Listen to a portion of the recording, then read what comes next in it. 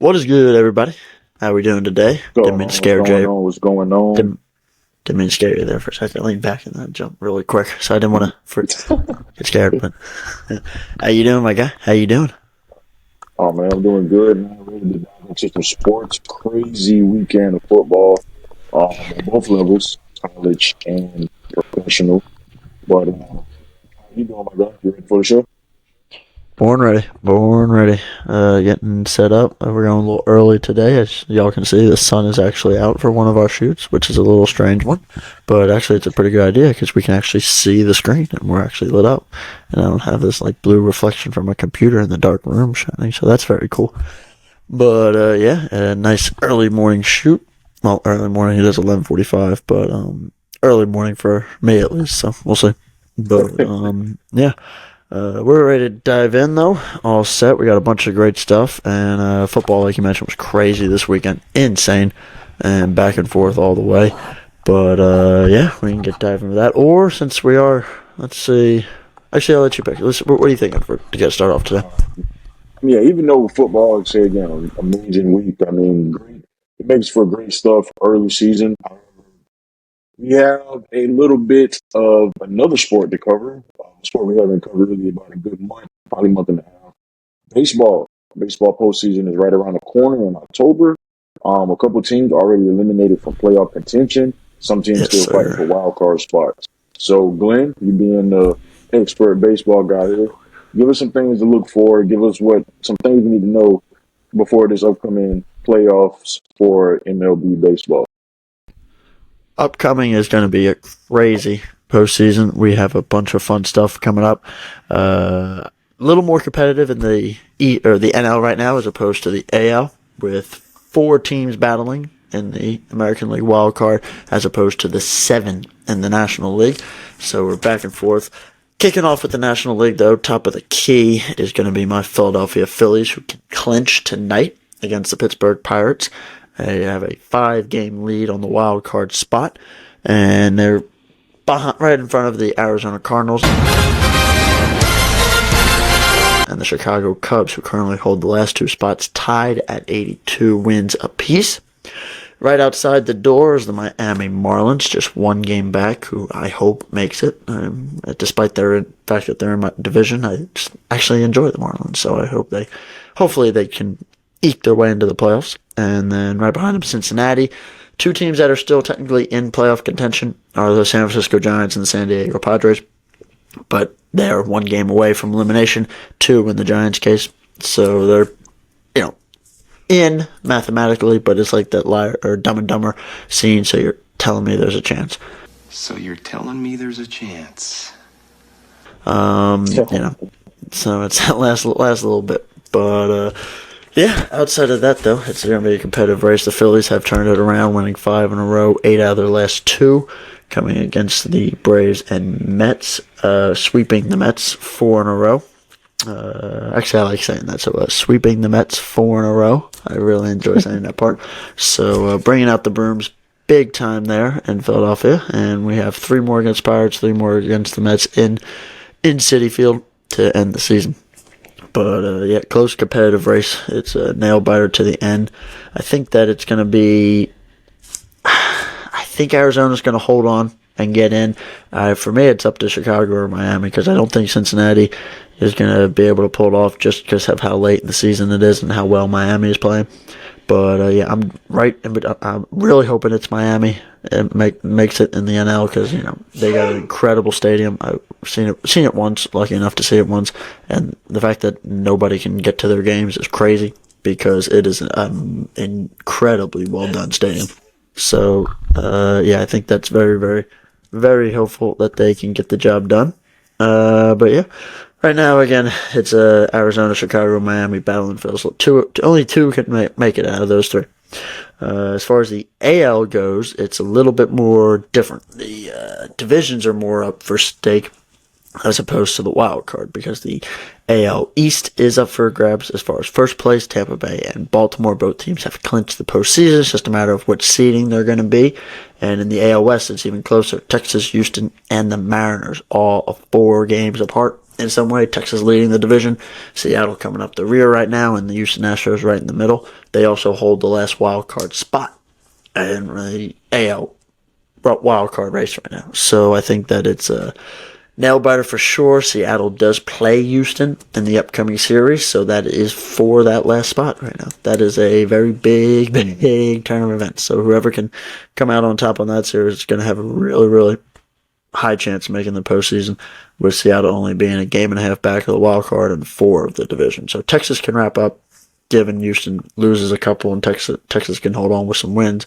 They could wrap up the AL West pretty soon in the next couple of days, but they need some help for sure.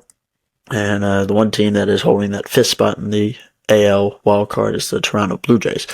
Toronto Blue Jays also in the AL East, so it means possibly 3 teams from that division will make the postseason. None of which will be the New York Yankees, who have been eliminated from postseason contention. What happened?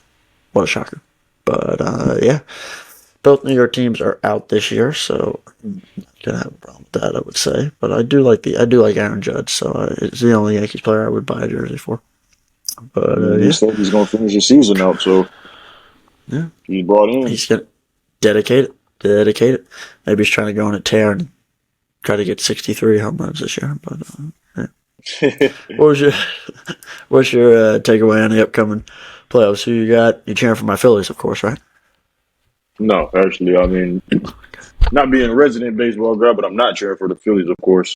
Like I said, my biggest shocker news of it all was that the New York Yankees were out of contention. I was at work, and next thing you know, I get a notification on my phone saying that the Yankees have officially been eliminated.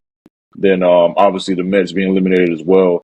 It's kind of bittersweet. Obviously with the season that the Yankees had last year, obviously Aaron Judge, dealing with the home run record.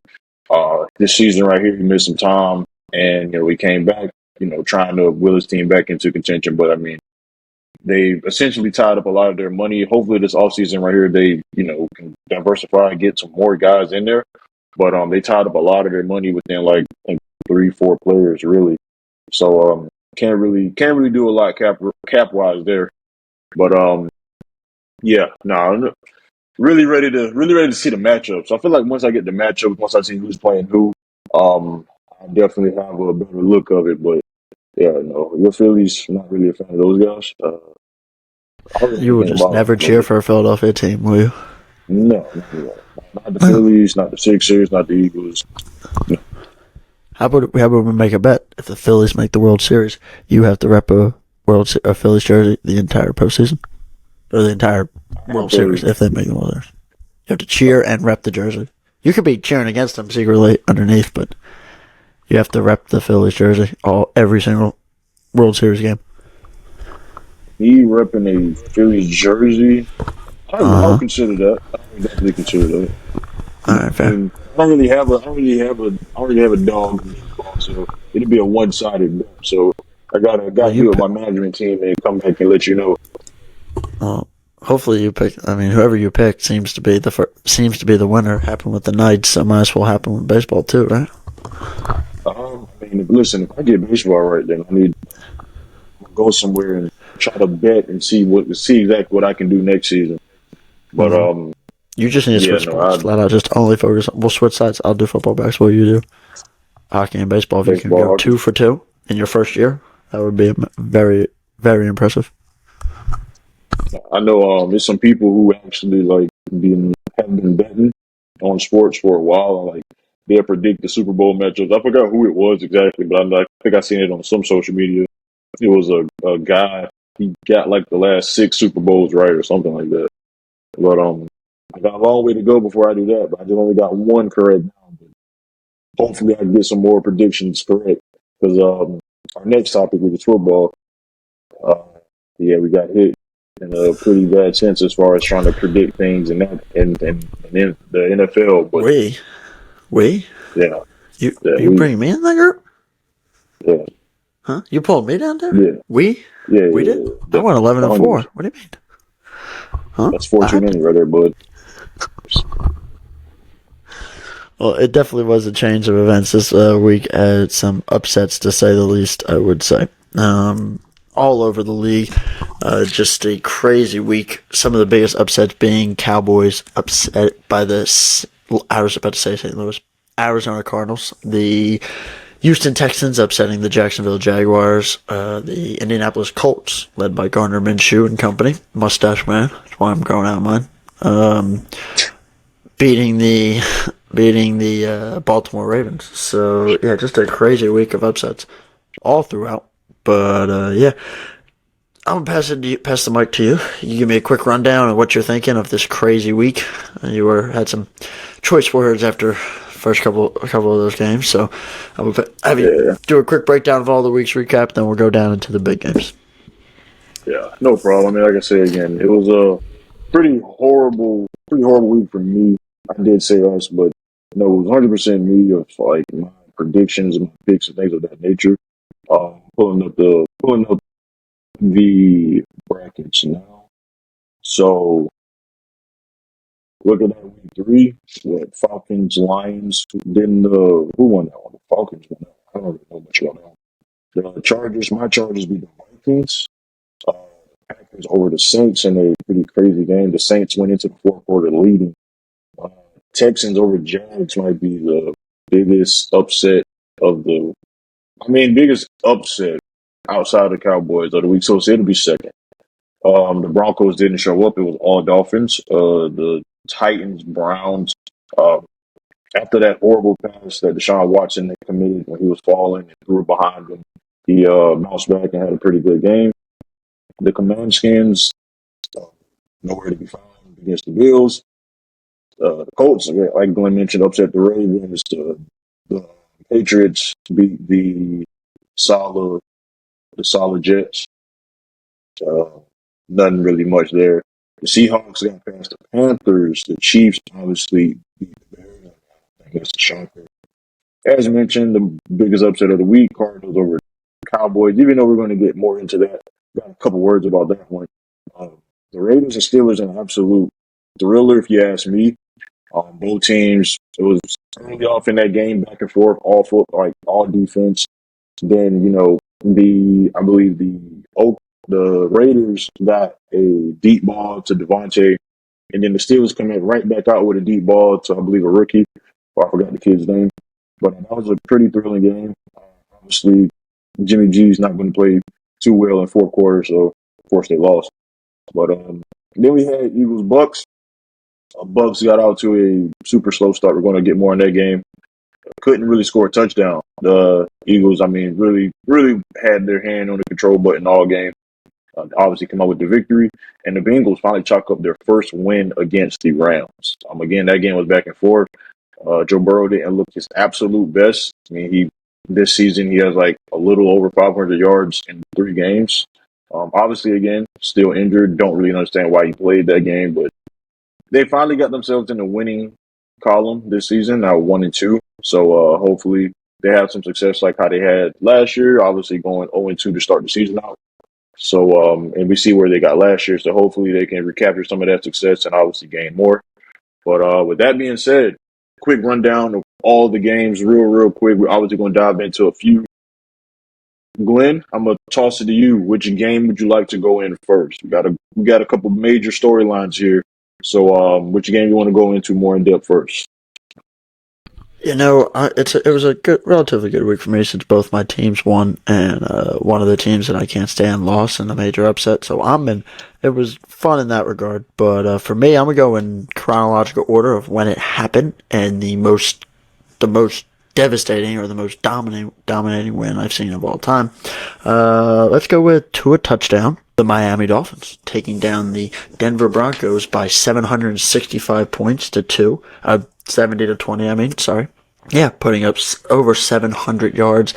If anybody played the Dolphins in fantasy, rip. Sorry, bad week for you. But hey, get them next time, all right? Because imagine somebody playing Tua, Tyreek, and Raheem Mostert, and even their backup, Devin Achane, or whatever dude's name. Imagine that. That would be a pretty serious. Bro put up like 300 points just from 2 guys. But Dolphins dominated 70-20. Big stories from that game. Tua played very well. Tyreek Hill balled. Both running backs absolutely dominated. They had over 200 yards and a couple deep. I think they each had 4. I know Mostert had 4 touchdowns. I think Ajid had 2, and they just flat out did not stop all day. I mean, the Dolphins just did not take their foot off the gas, and even the time they could have broke the record of seven of most points all time, they decided to take the knee instead of kicking the field goal, which I really wish they kicked the field goal, if you ask me, just to really have that on Tua's resume, that he, led the most points of all time and most yards and all that stuff. But crazy all-around game. Tyreek Hill dominating again, and this was all without Jalen Waddle too. So that's kind of impressive that they were able to do this without a star wide receiver too. But Mostert, crazy game, 3 touchdowns in the air, 1 on the ground, and just back and forth. Achid, like I said, 2 touchdowns, and they each put up. Achid ran for 200 yards, Mostert 82. Tua's stat line, 300, 4 tutties. How many? 0 interception. I thought you said it was to a turnover. I thought it was to a turnover. I mean, look at that. 0 apparently he interceptions didn't here. have to do. No fumbles. He didn't have to do much. No. I mean, he didn't have to do much. Whenever you go out and get somebody hung on you, I think this is above any type of criticism I have towards anyone. This right here, I mean, obviously, is record setting. We haven't seen the team get beat by 50 in quite some time.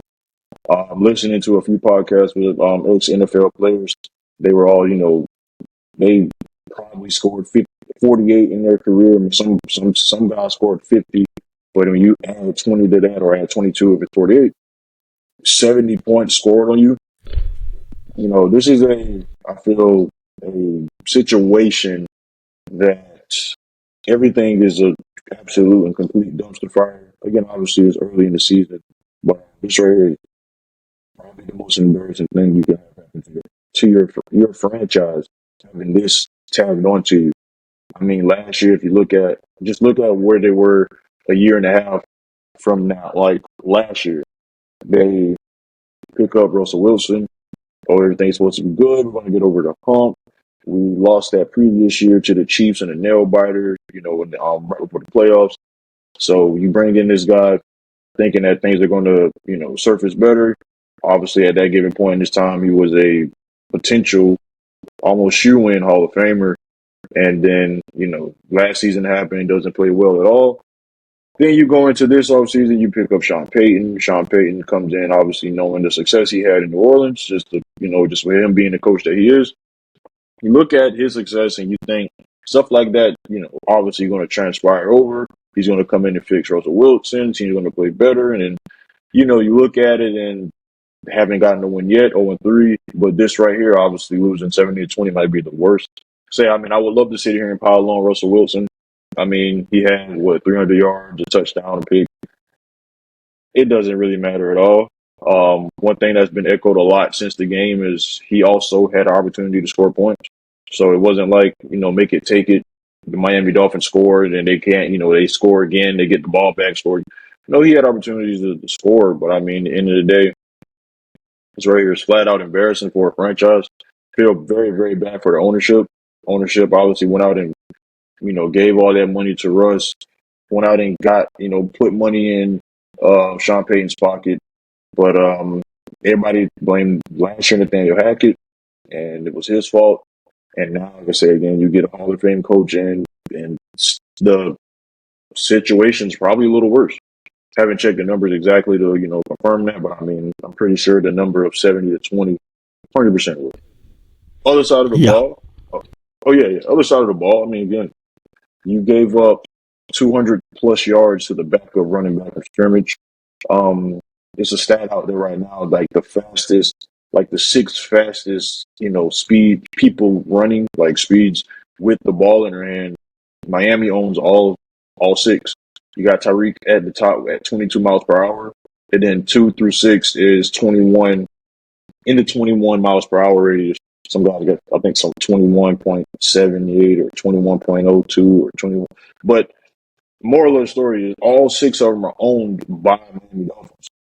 It's also a crazy wild stat out there that many people believe that behind the United States track team and Jamaica's track team, that the Miami Dolphins got the third fastest track 4x1 team in the world, which is absolutely crazy. But I mean, anybody, what Miami has accomplished, obviously, in this game and just in this season, is that your only real chance of beating them, as far as like the first 3 weeks, got to say for it, is you got to catch them in like bad weather or some injury or something. Because if those guys are all lined up out there, it's essentially a track race, and it's a track meet. And I mean, those guys are just Yeah, they're running ridiculous. six track stuff. Right. Your backup running back, 203 yards on 18 carries. Raheem Mostert, 13 for 82. Chris Brooks, 9 for 66. I mean, it's ridiculous. Tua Tagovailoa threw the ball 26 times. He only completed 3 passes. Got 4 touchdowns. The man had more touchdowns than incompletions. Mike White, who we're getting to him a little more later, my guy, came in 100%, 67 yards, a touchdown. So, I mean, all in all, I would love to really, outside of what Miami's doing, I think Miami's right now the clear-cut best team in the league. But a game like this right here is, if you're Miami, you just Did you showed just say that? the. I mean, yeah, I mean, you can't go Let's against it right now. go. You want me to sit here and see? Glenn thinks I'm all feelings over facts. I'm actually facts over feelings. So, but I mean, if you're I'm Miami, perfectly fine with you just being facts over feelings. I'm just glad the facts finally caught up. And oh, Tua look, really was able to convince you. no, I didn't say Tua was the best. I said the Miami Dolphins are the best right now. I mean, Led they're by. How about that shuffle led pass? Did you by. see that shuffle pass? It's like barely talked about the shuffle pass. If Mahomes did Oh that, they yeah, would the have no been. look. Oh yeah, They yeah, would have put the him in the no Hall of look Fame shovel today. pass. I mean, He just but went. see, it's like they just, Brody's not even right-handed. they did whatever they wanted. And like I was saying, and if I'm the Broncos, I'm actually very thankful for this, because Miami just showed you that, oh, it's Russ, oh, it's Sean Payton, oh, it's whatever, it's a play calls. No, it's everyone, everybody, every coach, staff, You just suck. every player. Right. You guys just aren't there. It's not there. It's already in a division where you have a clean opportunity of even being at the top of the division. Because I mean, first week, obviously my Chargers lost first game of the season on Thursday Night Football. The Chiefs lost. Oakland is being Oakland. You had perfect opportunity to be in contention. But I mean, for you guys to go 0-2 and then this past Sunday lose the way in fashion you did, can't be a franchise taken seriously. So we'll revisit the Broncos probably week 11, week 13, after we completely forgot about this. But all in all, horrible, horrible performance. Couldn't have And been said better right there, my guy. yeah, quick point about those guys going for the extra point to tie up the all-time scoring for a game. I'm okay with them guys not doing it. I feel like, to be very honest, if I'm the Broncos, I would have rather you guys go ahead and just do that while you can, because I feel like it was a super, super settled shot that we're so good. We're not even going to go. We could easily run your score up, but we're just going to relax, because I mean they were running almost the whole fourth quarter. We're just going to take our foot off the gas, and you guys can really sit there and think we could have did you guys way worse than what we actually did. So I'm cool with that. I feel like it's a very, very settled shot. It's a power move, if you ask me. But yeah, just a absolute beatdown, 50-point beatdown. Like that is, I would say it's Madden numbers, but I mean I feel like in real life it deserves to take above Madden. I don't know what's above it, but I mean it's It's college beyond video football game. numbers. I mean The it's yeah, college it's football like puts up if numbers like that. yeah, it's like if doggone Alabama had to play in South Carolina State, like Hilton Head High. right, yeah, like the Sand Sharks, like it's just ridiculous. Yeah. USCB taking on who they taking on? We got a football team. Who are we playing? Alabama. Huh? Right. Alabama State, Alabama Southern or something. They must go to Southern. Alabama Community College. Which Alabama Right. are you referring to? Not the Crimson Tide. No. Right. But horrible show. Crazy thing all around. But yeah, shout outs to Dolphins and all them guys doing their thing. Game that was not a terrible game, terrible show. Although some plays in it had you going, what? But yeah, the Los Angeles Chargers taking on the Minnesota Vikings.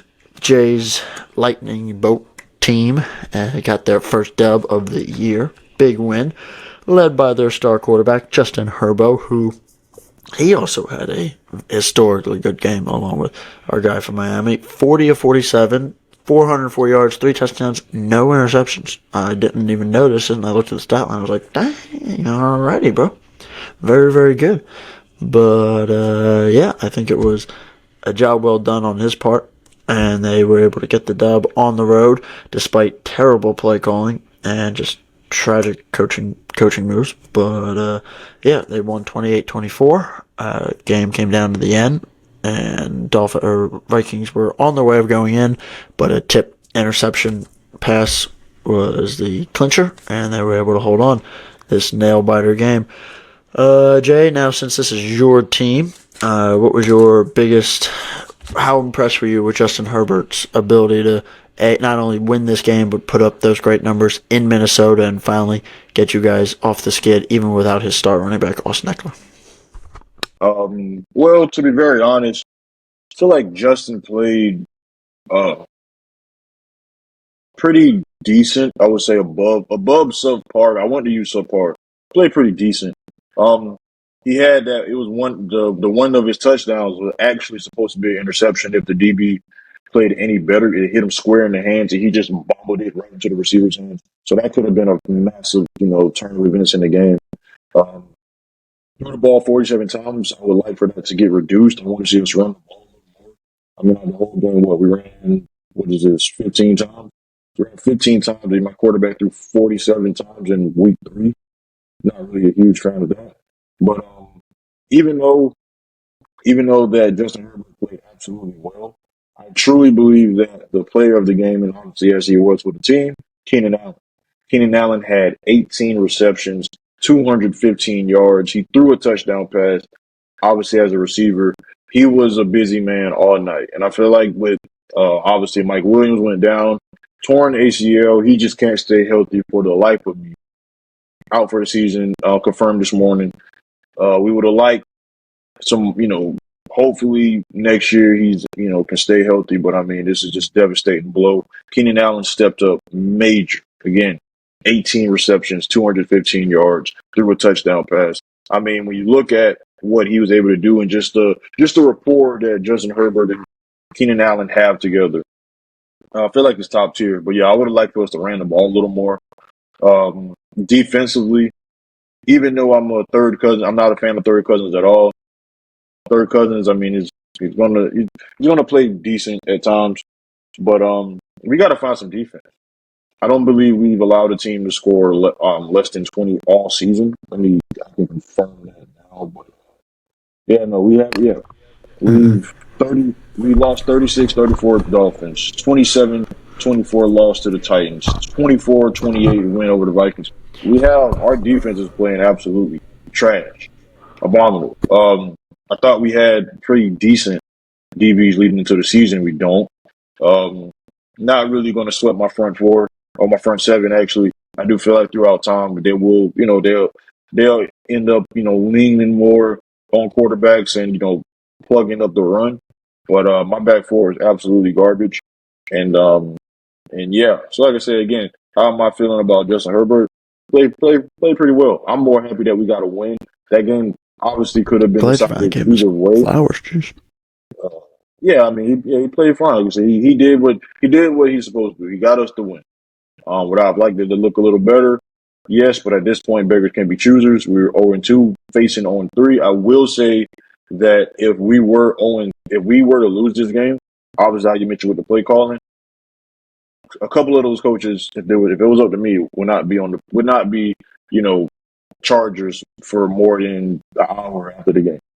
Horrible play calling, horrible situations. Again, luckily we have the quarterback that can mask all of that in the win. But just horrible decision making toward the end for both sides. I mean, again, it's double down because it's my squad, but yeah, we got the win. Brandon Staley saved himself, and yeah, just all in all, a decent game. What did we do? Justin Jefferson on the other side of things to see what he did because nobody cared about everyone else. Um, Kirk Cousins threw the ball 50 times. I'm not a fan of that either, but hey, Justin Jefferson, 7 receptions, 149 yards, a touchdown. Pretty decent. Pretty decent for 7 receptions for 149 yards is absolutely killer. I'm talking about decent. That's absolutely killer. They ran the ball 24 times. Kirk Cousins ran for 10 yards. Okay. I mean, like I said again, pretty decent. But I mean, whenever you're putting the ball up 50 times, it's essentially a aerial shootout. My quarterback threw it 47, threw it 50. That's a lot of pass attempts in the game. If essentially, I would like to say both of them abandoned the run, but one guy, Alexander Madison from the Vikings, ran the ball more time by himself than we did. So they tried to run, it looks like, but it was a shootout. But yeah, all in all, pretty decent performance from us. Glad we got the win.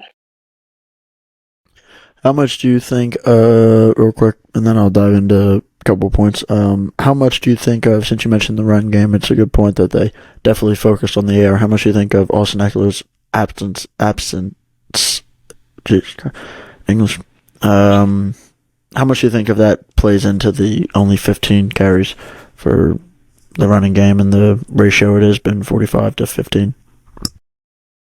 I mean, it's huge in a sense. So if you look at Austin Eckler's imprint on our team is obviously a massive one. He's an impact player. He's one of our captains. So I mean, yeah, you're missing a guy like that. Of course, it's going to be you're not going to have the same level of productivity out of the backfield. However, what is massively important to me is that even though that the other team knows that, the other team knows Austin Eckler's not playing, so we can at least try to masquerade some of it. And he again, Herbo didn't play bad at all.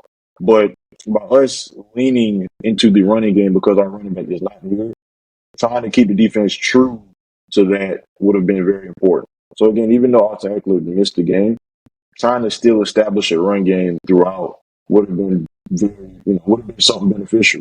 So again, we didn't have to have a situation where we had to save him from himself. But if some of those balls got in the opposition's hand, like I said again, the Vikings clearly had chances at interceptions. Their DBs or their guys in coverage just couldn't capitalize. So I mean, those could have been very bad. So again, we're very reluctant to even walk out of that game with a victory. But yeah, Austin Eckler missing, of course, is going to be huge. I mean, he's a top tier guy.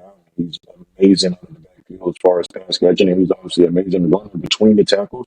And he's pretty good if he can beat you guys to the edge. So I mean, missing him it's obviously going to affect anyone. But yeah, I still don't feel like that's a reason for us to almost completely abandon the run.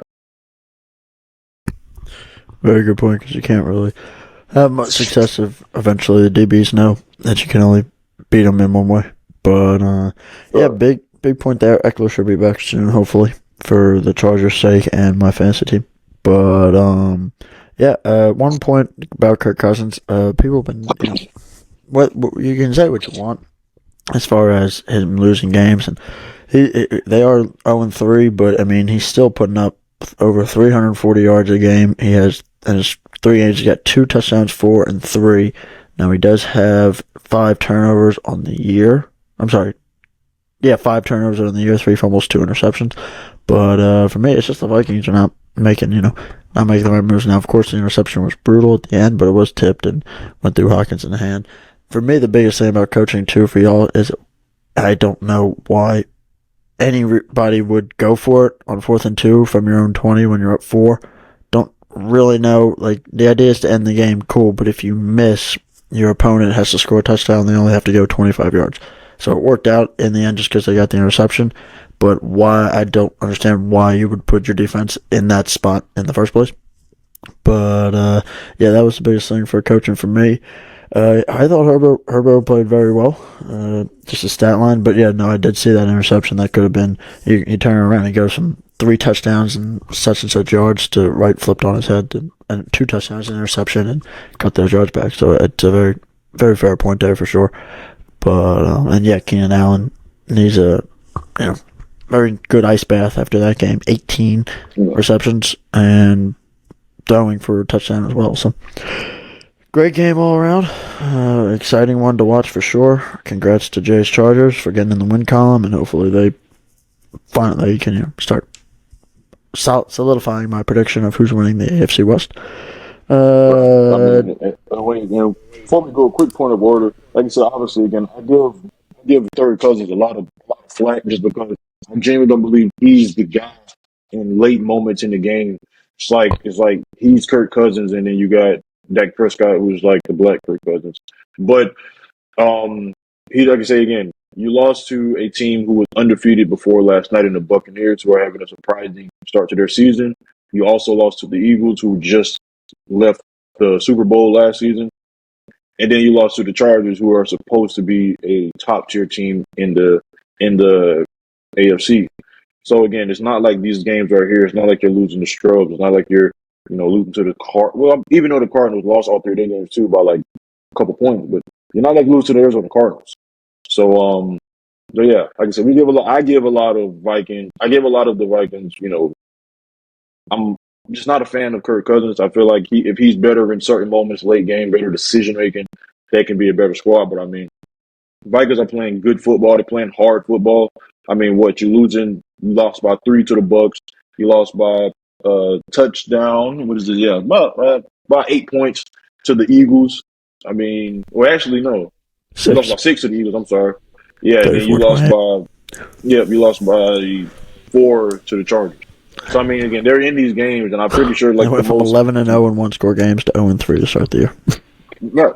So it's like, if you look at it from that standpoint, all of these losses got to hurt massively because it's not like you're not in the game. You're in the game. You just got a couple plays, couple bounces every here and there. These games could easily have went the other way, obviously, in Vikings' favor. So, yeah, obviously, again, not even though on paper you're 0-3, that's what a lot of people go by. But if you actually dig deep into the numbers, this team could have easily, again, a couple of other things going their way, could easily be looking at 2-1, 1-2, or even 3-0. 100%. And just like you said, those big key moments are at the end of the day what make the difference. So yeah, crazy, very tough losses all around for them. Speaking of tough losses, and you mentioned the Arizona Cardinals, a team that has suffered, I don't think, any more of a worse loss this weekend than you know what, I'm gonna give him, so I won't do it to you. It's not Jay's team, but it's his team that he predicted to dominate and take over the division over my team, to win the NFC altogether. Dallas Cowboys lost to the Arizona Cardinals. I cannot believe I am saying that, but they found themselves in a 28-16 hole and did not come out of it. Crazy game, back and forth. Joshua Dobbs played very solid. He has been a surprise so far for most.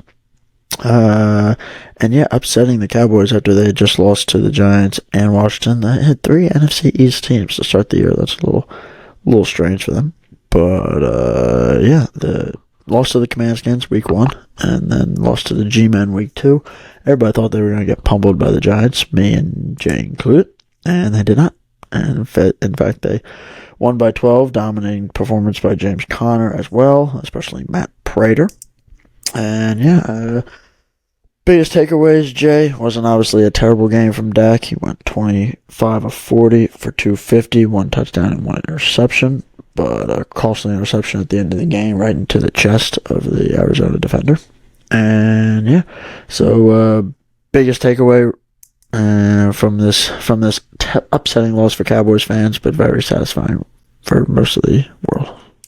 Oh, real quick before we do that, we were gonna talk about this game. I'm just gonna make a quick point. Zach Wilson also sucks, but I just want to get that out there because he cost our parlay this weekend of $625. Instead, we only won $50. But just want to get that out there. Yeah, well, that's definitely that hurt. I don't know why y'all depending on Zach Wilson. Anyways, but no, The Cardinals won, obviously, again, 12 points, like as you mentioned. And just like how I said just now with the Vikings, the Cardinals lost by a total of 7 points this season. I mean, again, they lost to the Commanders, the Commandskins, who obviously against Sam Howell was playing streaking like pretty good football. Then they lost to the Giants, but again, they were leading the Giants, so the Giants finally decided that we're not going to look like complete fill in the blank. This season, they turned it around in I half. like how you keep. I like how you keep it PG on the show. It's very, very Yeah, good. I'm trying It's to. very, very Trying to. appropriate. Yeah. Well, wait till I get to that. But yeah. So I mean, again, the Cardinals were knocking on the door of wins, just like the Vikings, and they finally got to it. Quick point of order: just go straight to the defense first. Um, they're allowed, in my eyes, even though it's not a popular opinion, they're allowed to have a hiccup. This stuff like this is going to happen. It's a obvious trap game. If you play subpar for a team that's hungry, starving, trying to get a win, and need to get a win, this right here is what happened. A couple of busted coverages. I mean, Cardinals running backs gashed up the middle of the field, picking up great yardage again. James Conner, 14 carries, 98 yards. Joshua Dobbs killed you. I think then they said like the first play of the game, or like within the first series, he had like a 30, 40-yard run. He had 55 yards on the ground. Rondell Moore, 3 carries for 54 yards, averaging 18 yards per carry. And Keontae Ingram obviously chipped in 13 yards. And so, I mean, when you look at it, that's where the game was won and lost at. Many people, and it's easy to get misconstrued in this days, but a lot of football, contrary to what Patrick Mahomes does, anybody, all-time great quarterbacks do, it's still run in between. It's still won in between the tackles, in between the O line, D line. That's where a lot of the game is going to be won. And a way to get at a historically great defense, or what they proclaim themselves to be a historically great defense, a way to combat that and make them actually play football is you can't run around them. You got guys like Michael Parsons who's running like 4.3s, 4.4s. So that's what they want you to do. They want you to try to run around them so they just get to you, make you look horrible. You got to run through them. And that's exactly what the Arizona Cardinals did here. They ran straight. They ran straight at them. They didn't try to run away from them. And this is what I believe to be a strategy that teams look at moving forward to play the Cowboys and say, "This is what we got to do. We got to run straight at them, run straight at the front seven. We got to try to out physical them." And for their defensive backfield, obviously, again losing an All-Pro guy in Trevon Diggs, that injury seems to hurt the Cowboys way more than what many people thought. I thought it would hurt them just as bad. What's going on right now, what's going to happen later on this season, I feel, is going to be an exact replication of what you lose whenever you lose a absolute star DB who can erase the side of the field with his play. And then you got on the opposite side of him a defensive player of the year. But now obviously again missing him, we're just going to attack your secondary. And they did that in spots. They did a great job of doing that. Marquise Brown, 61 yards on the night for catching. Pretty good for him. But yeah, so I mean, it's not really a shocker their defense is going to have blips. But now let's get to the offense. First and foremost, I've been waiting for this all week. Yeah, Glenn said that Dak played pretty good. Dak actually played like piss. And why he played like piss was average. He played okay. Average or whatever. There's nothing wrong with that. You say average, I say piss. He played. I can agree. I'll agree. Yeah, he played like dog.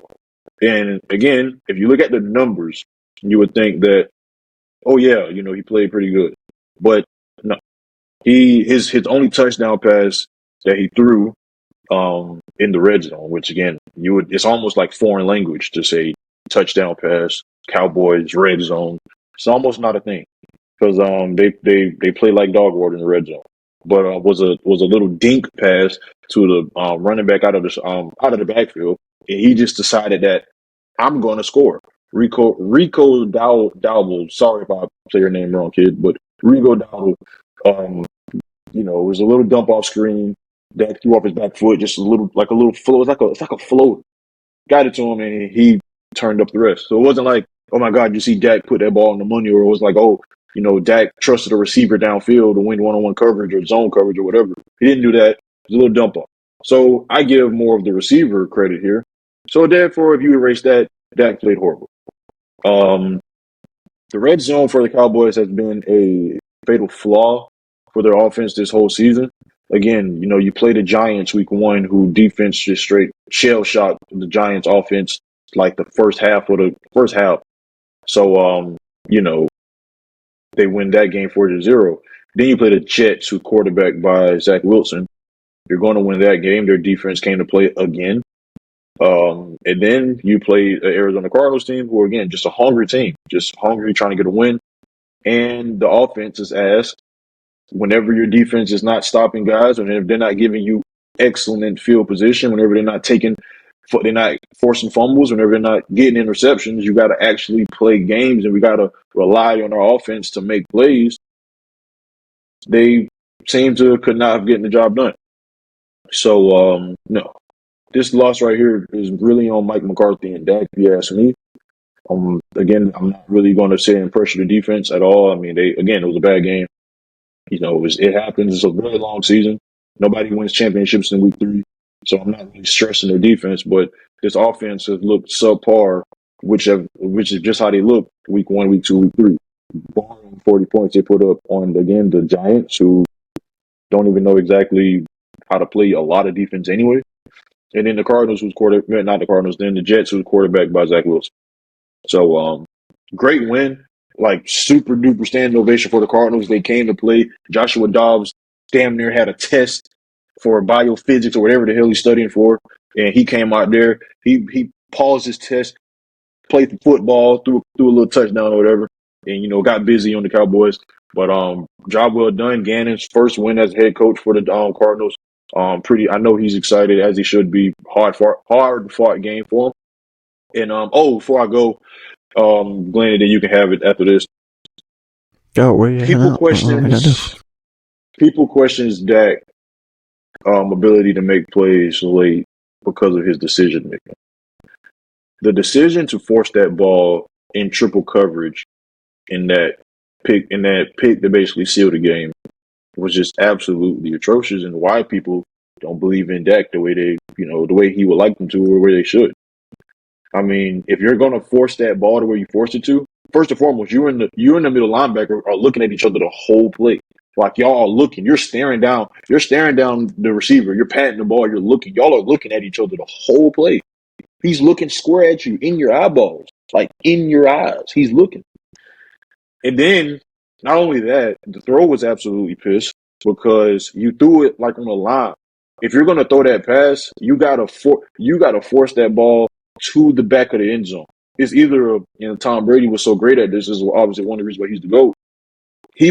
He's placing the ball to where either his receiver's going to get it or no one's going to get it. You got to place that ball to the back of the. You got to place that ball almost on the goalpost. You cannot place that ball. You cannot throw a line drive in the middle of the field when you got two guys in coverage coming on it, and you got a linebacker who's falling back on it. The linebacker outsmarted that because the linebacker showed like he was going to the flat towards another receiver, but then at the last minute he turned his hips and got to the middle of the field where he was supposed to be at anyway in that coverage. So stuff like that is just elementary school football. You cannot sit here and get baited out by a linebacker in the crucial points of the game. The game got tight and people's got tighter as well. We're not going to say exactly what that was. You guys know what that was. And then you make mistakes. So just horrible football. Obviously, we're Tuesday morning quarterbacking it because it's obviously already happened. So, but at the end of the day, it's just looking at it. It's like, what do you think? You can't force the ball there. Even that pass that he threw to CD, I blame CD because CD was too busy looking for a foul, a penalty call, besides fighting for the ball. But again, Dak puts that ball on the back pylon or no one gets it. You put it on the back pylon, CD catches over shoulder, and it's a touchdown. But you threw a line drive, you underthrew him, so now CD has to try to make a play over the DB. He should have made a play. Again, he's a top-tier receiver, so he should be able to make a play.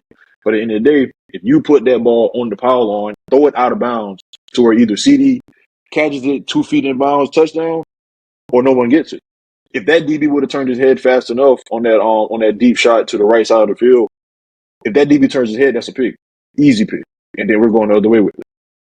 So, yeah, all in all, Dak played horrible. Um, Simple as that. Hopefully they can bounce back next week. If not, I wouldn't be surprised. I will say before I go, I know I said it already. Before I go, I'm super glad that they lost this game Take two. because they needed this. Yeah, take two, right? I'm super glad they lost this game because they needed this. There's nothing worse than have a team all season riding high, riding high. We don't got to face no adversity. We're the Cowboys. We're looking good. You needed to fall short on your face, and that's what happened. When you underprepare for a team that's preparing their tails off in order to beat you, you think that you're above this team. In all actuality, even though we like to joke about it because we're NFL fans, this is NFL football. Those guys get paid millions of dollars just like you guys. So whenever you sit here and think you're better than someone, that's the perfect time to get punched in the mouth. And that's exactly what the Cardinals did. So hats off to the Cardinals. For real, for real. And thank you very much for beating those Cowboys. Right. Yeah, I appreciate it. Well, yeah. 100%. Last game of the set here for this Week 3 matchup is going to be my Philadelphia Eagles, who took down the Tampa Bay Buccaneers. We're going to brush over this one real quick. I mean, quick coverage Yes, on sir. it. Well, hold on, wait. So before you go, I'm going to toss it up to you. I'm going to let you have it. So, Philly, there we go. Glenn's Eagles, the Fighting Eagles, the War Eagles, like Auburn, like the War Eagles, the Super Not Eagles. Auburn. Yeah, you guys are Auburn War Eagles. I like Super Eagles. I like Super Eagles. I like that. Yeah. You guys are fight. Listen, again, I don't know how the hell you guys keep running that ugly formation. You got Jalen Hurts under center. You got two guys right behind him. Then you got to run. Have you ever played rugby? Y'all are playing something. Y'all are playing mud ball. I don't know what the hell y'all playing. But I digress. You guys keep playing good football. 3-0 to start the season out over the undefeated Tampa Bay Buccaneers, quarterback by Baker Mayfield, who everybody thought he was just going to get tossed to the wolves. He's showing you to play how he's playing great football. He got his first turnover, which is crazy. All the other teams had a turnover except the Bucs. Until last night, he threw his first interception. But again, playing great football. Philadelphia Eagles 25-11 over the Tampa Bay Buccaneers. The game was pretty much in cruise control for the Eagles all game. I mean, their defense was lights out. Still trying to find out how the hell did Carter fall all the way down to the Eagles. Nobody knows. People are whatever. But Eagles did their thing. Going to sit here and toss it to Glenn, my guy, the resident Eagles guy here. What is your reaction? What is your feel to the Eagles win over the Baker Mayfield's Tampa Bay Bucs? Very nice, solid win. Again, I'll be lying if I said I thought we weren't gonna win that game, or it was gonna really be a back and forth nail biter. I thought it was gonna be a game, which it was for a good bit. But yeah, it started out the game. We tried to really assert dominance, going for it on fourth down rather than kicking the field goal, but didn't get it. But that's okay. We ended up still getting the field goal. Other next drive. But yeah, we didn't look too solid in the first half. If I'm being totally honest, we didn't look great. We didn't look smooth.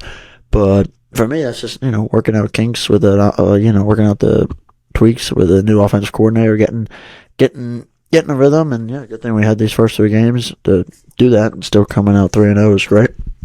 But yeah, I think it was very, very impressive that we were able to get those turnovers. Our defense, like I said, had been dominant all year, getting turnover after turnover after turnover, and we picked off Reed Blankenship, picked off Baker Mayfield, and then Jalen Carter forced a fumble on Rashad White. So yeah, it was just a all-around incredible solid game for us. Jalen Hurts didn't look great, if you ask me. He played okay. He made the plays they needed to win the game. But yeah, his interceptions were not very good looking. I mean, the one was just a miscommunication with Swift, so that's fine. Oh, side note on Swift. Here comes my ADHD kicking him. Side note on Swift, we got to use him more. I mean, he was absent for like 2 quarters of the game, then came back in and dominated. We got to just push him more. He is a star back. We got him for a pack of Lay's potato chips, and we were able to steal him away. So we definitely got to use him as an asset because he is absolutely unstoppable right now, especially with our offensive line. But yeah, it's just a miscommunication on the first one. It's fine, doesn't matter because the defense ended up getting a turnover the next play. But as far as the other one goes, he just threw it. He was trying to make a big play, but the play just wasn't there. He was in double coverage, and the safety just came over and snatched it right out of the air. Made an incredible catch. But yeah, as far that was just not the right move for a throw, if you ask me. But yeah, all around we settled down, made the plays we needed to, and walking away with the dub, finding ourselves 3-0. Yeah, 100%. I mean, like I said again, you guys play good football, and Jalen Hurts, even though like I said he played shaky, 2 interceptions. Like you mentioned, the miscommunication with Swift, and then that ball, like I mentioned before, what Tom Brady was so great for. If he places that ball out of bounds to have his receiver either make an over the shoulder catch or just not a catch at all. You don't allow the defense to be able to make a play on it. Shouts out to the DB. He displayed amazing recovery speed to get back in play and get it. But even with that said, those plays that he made in the fourth quarter, Jalen Hurts, is the difference between guys like him and Kirk Cousins and the black Kirk Cousins, which is Dak Prescott. He made conscious effort to take care of the football, utilize what he needed to in order to get the first downs that was necessary, chew the clock as much as he could. That I think it was 3rd and 12 or something. That pass to AJ Brown. AJ Brown ran like a 10-yard comeback, 10-yard stop. AJ Brown, great way that he turned. I think he turned inside rather than out. DB missed. He got upfield for the first down, and essentially they just kept killing the clock.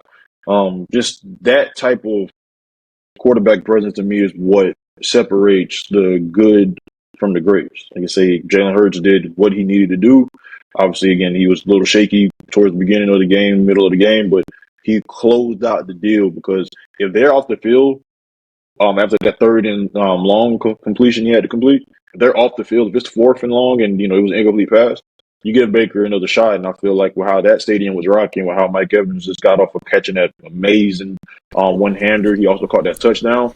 Yeah, I mean, if you give those guys the ball back, I mean, you're looking at possibly Baker going down. You're giving him opportunity. And I feel like with Jalen Hurts, with the way he played down the stretch, he didn't give those guys much of opportunity to come back. So, like I said again, I'm not a huge hater. Give you guys a lot of respect here, a lot of credit. I wanted Baker to win that game because I'm a huge Baker fan. But yeah, he's showing the cap. Okay. Yeah, I'm kind of capping. I am kind of a hater. But yeah.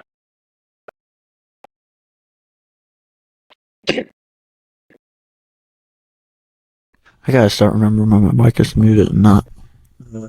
Yeah, Baker. I'm a big Baker guy, so I wouldn't mind him winning some games, of course, as long as it's not against my Birds or my Dolphins. But I think that it's good all around game for solid game for both sides. It's not even Baker. Baker still played well. He had a couple plays to Mike Evans that were just drop balls and right there killed some momentum. And same with other wide receivers all around. So he played well in my book, minus the 1 interception. But and the safety call made no sense. I mean, Rachaad White had no success running the ball, and from the goal line, you run him all the way back. That was horrible. One of the commentators said it. That's a play action, throw it deep to Mike Evans or catch a slant, rise up, throw a slant. That is something else. You don't do that. That defense has been killing all night. That defense allowed the Bucs in total yardage 174 yards in the whole game. You can't. That's just not a thing that should have been done there. But I mean, like I said, like you mentioned, Baker, I feel like is a silencing a lot of critics because many people were trying to call for him to be out of the league before he got to the Rams. So now, he had his stint with the Rams, and he's starting to work for the Bucs. He's playing pretty solid football. I would like to see a whole lot more out of him. I like to see him, improvise a little more, but he's playing pretty good football. Another thing is time of possession the Eagles almost doubled time of possession. Eagles had 38 minutes, 55 seconds with the ball, and the Bucs had 21 minutes and 5 seconds. So, I mean, Glenn hit his foot or his knee or something. Yeah. Oh, elbow. I see he had a mouth. Yeah, I see that you said elbow. It's okay. That hurt. That hurt. Right. Just watching. He's All right, now you're trying to good. get Good. You're good. nice. I'm good. So I'm I'll joking. survive. I'll survive. Right. But yeah, I mean, this game right here. If you look at the time of possession, you didn't got to look at the team. Look at time of possession. You know who won this game. 38 minutes, 55 seconds for the Eagles. 21 minutes and 5 seconds for the Bucks. So that's the game right there. Killer game. Actually, I mean, you win. It's just when you're dominant. That's like you mentioned, the reason we won in the end, because they didn't get the ball back. The momentum was on their Right. side, but we just ran a composed drive and didn't let them get the ball back. Yeah. Also, you guys. I mean, again, you killed in every facet. 271 passing yards to 133. 201 rushing yards to 41. That's the game right there. You guys are getting 6 yards per play. The Bucks are getting 4. So you guys had just an all-out dominant game. It was just a great performance. Gotta love it if you're an Eagles fan. Fly Eagles, fly. Mm-hmm. But yeah. Let's see. Eagles Nation, of course, dominating. Let me do some numbers here. 1017, 101. Okay. We're just over an hour here. Do you want to discuss college football? Yeah, Or do you yeah. want We to can wrap up where real do quick. you want to go? Oh yeah, no, we'll cover the Jets or something on another day. But Yeah. yeah, let's go into quickly go into some college football. First things first, actually back and forth game. Glenn, I'm gonna let you go real quick here. We're looking at Ohio State Buckeyes 17 over Notre Dame 14. Back and forth game the whole way, literally decided at the absolute end. Glenn, what's your reaction to Ohio State remaining undefeated, beating the number 11 Fighting Irish? Brutal loss for the Irish. They had a couple chances to put away the game, and bad for me. It was just a like you said, back and forth game. Very lack of offense in the first half. A couple times they went for it, but they probably should have kicked. But yeah, just a tough loss for Notre Dame. A couple of bad calls, but that doesn't mean anything. A lot of people always looking for the calls right out of the gate, and I hate that. Just make the play on the ball Yeah, and that's then horrible. look for the call. Because if you anytime you spend looking for the call before the play's made, then it's just not going to turn out well. It's going to limit you even more. And so, but yeah, a couple crucial plays as far as going for it and when to not. And, they just couldn't. It was a good back and forth game. For me, the biggest devastator was, though, I don't know why they were playing such prevent defense on 3rd and 19 at the end of the game, where they were allowed to get all the way down to the goal line. I mean, even if you let up 15 yards, you're at 3rd and 4. They can't run the ball, so you at least eliminate that option. So I don't know why teams do that, play such prevent defense, but yeah, tough loss for Notre Dame. They would need to probably win out if they still want to make the playoffs. Ohio State, obviously, still in their good spot. Yeah, but I think it was a tough loss for Notre Dame, of course. And it's just, hopefully they can bounce back, and Notre Dame can bounce back, and try to get some form of a playoff attempt still going. Because if they still have USC and Duke coming up, so if they can win those games, they might still solidify their shot, especially with top teams already having a couple losses. Not a couple, but are gonna have losses. Yeah, Ohio 100%. State's going to lose to Penn State.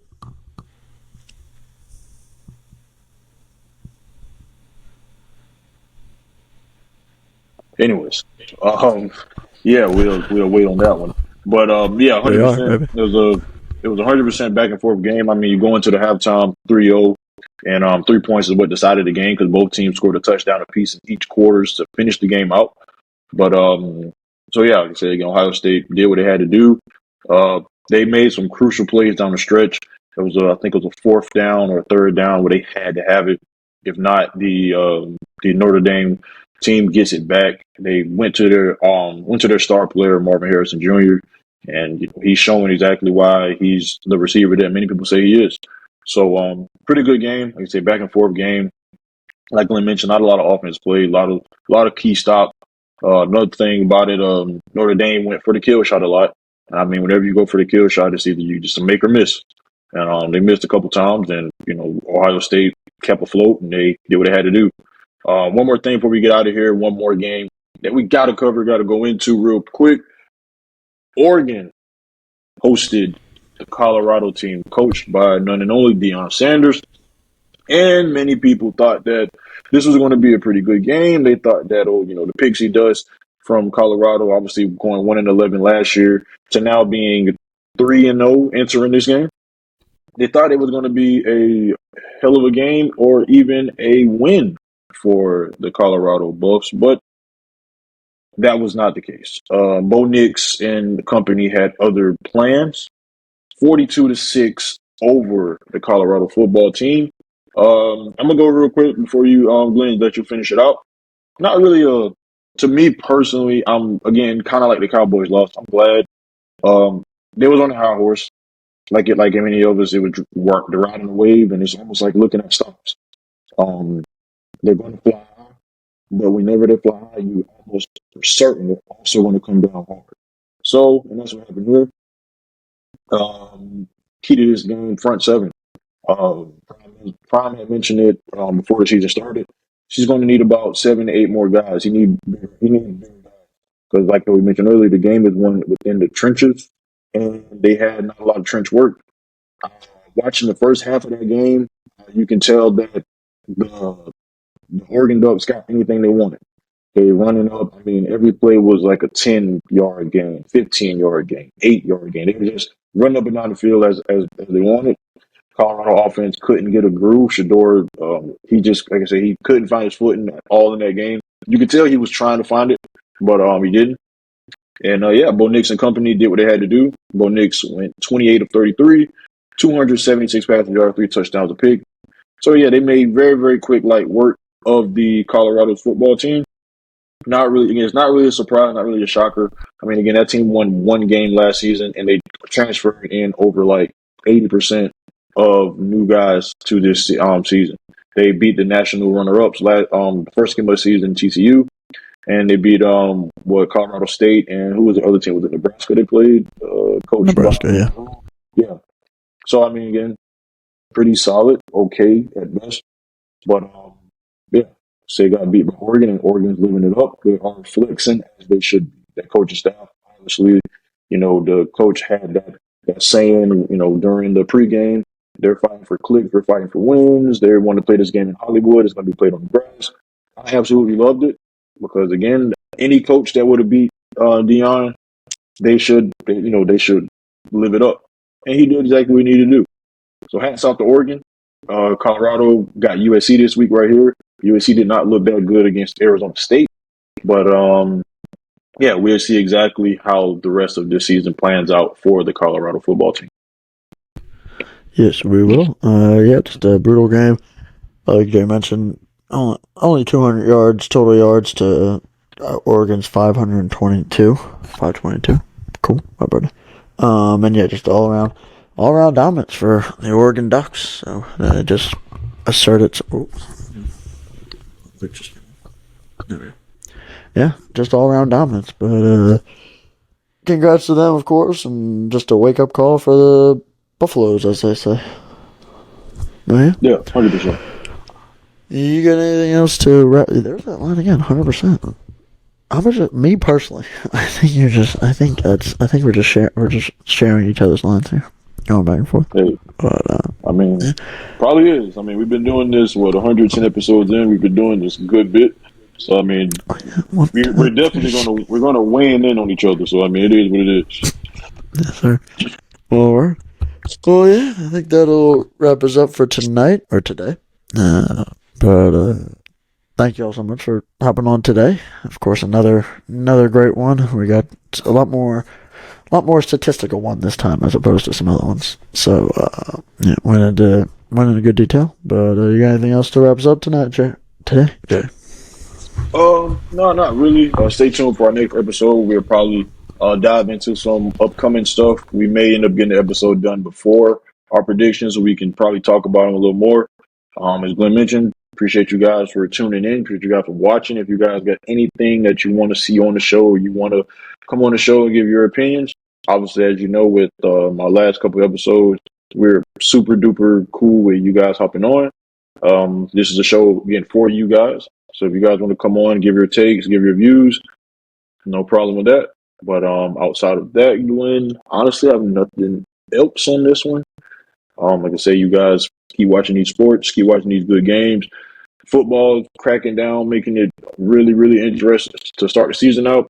Got a lot of good baseball coming up. October is that month. Playoff baseball is right around the corner. Basketball, people, they're starting to get ready for that. Looking out for some Dame news, seeing exactly where he's going, if he's going anywhere. Yeah, so a lot of stuff going on. So I mean, sports in general, or this is the time this month, next month. A lot of stuff's heating up, so we're going to obviously keep you guys in the loop of all of it. Yes, sir. Did everything my man said. Jay, have a great rest of your day, all right? Yes, sir. You're the same, my guy.